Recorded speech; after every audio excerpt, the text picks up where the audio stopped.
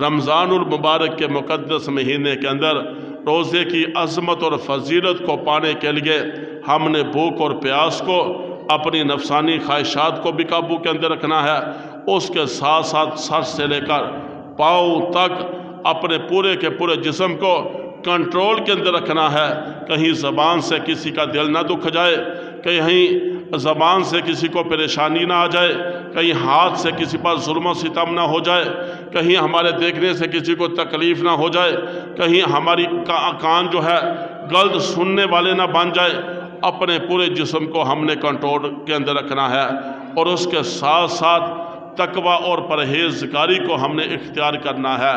تقوی پرہیزگاری اس چیز کا نام ہے، دل کی یہ کیفیت بن جائے کہ میرا اللہ مجھے ہر حال میں دیکھ رہا ہے۔ ماں بیٹی سے کہتی ہے بیٹی دودھ کے اندر پانی ڈال دے،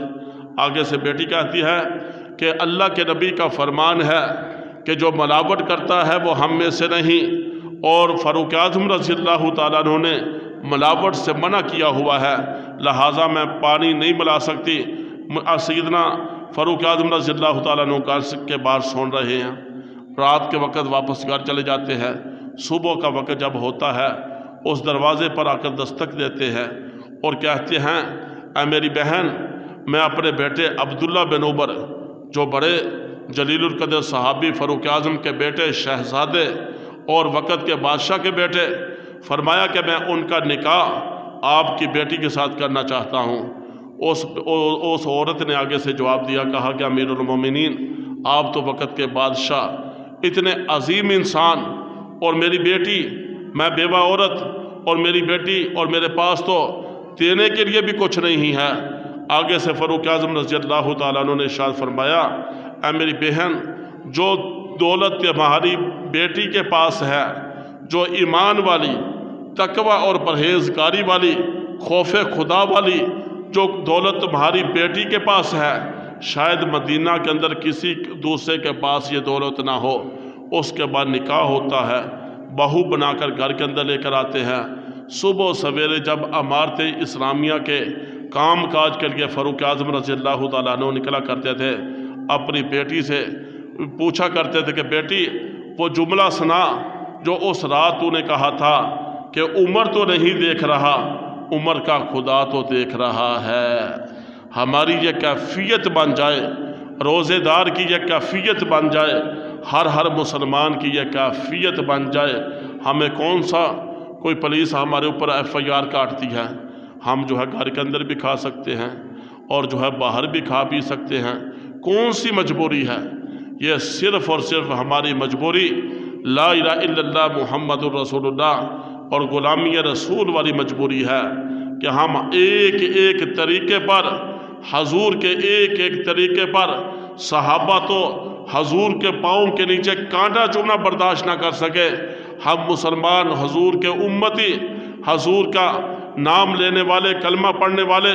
ہم بھی حضور کے ایک ایک طریقوں کو اپنانے والے ہیں۔ حضور کی محبت میں، اللہ کی محبت میں، اللہ کا جو حکم ہے، قرآن کے جو احکامات ہیں، نبی کا جو طریقہ ہے، مسلمان اس پر مر مٹنے کے لیے تیار ہے، ایک ایک طریقوں کو اپنانے کے لیے تیار ہے۔ اسی اپنائیت کے اندر انہی طریقوں اور سنت عمل پر عمل پیرا ہونے کی وجہ سے اللہ تبارک و تعالیٰ دنیا کے اندر بھی چین، سکون اور راحت والی زندگی دے گا۔ مرنے کے بعد جب موت کا وقت آئے گا، اللہ جو ہے موت کی سختی سے بچا لے گا۔ قبر کے اندر رکھا جائے گا، اللہ قبر کے عذاب سے بچا لے گا،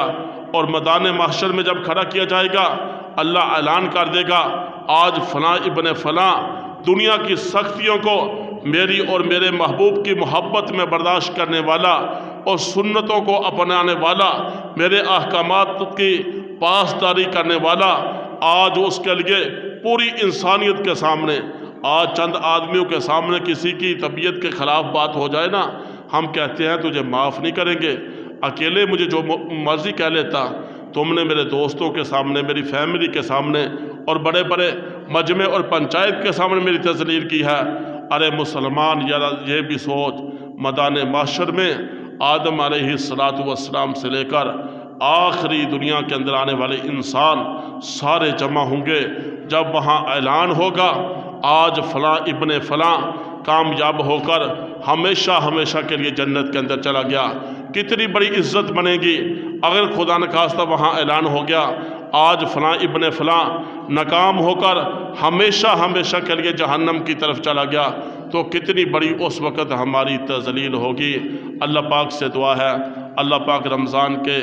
اس مہمان مہینے کی ہم سب کو قدر کرنے کی توفیق عطا فرمائے، ایک ایک لمحہ ایک ایک منٹ اور سیکنڈ اس کو قیمتی بنانے کی توفیق عطا فرمائے۔ وآخر دعوانا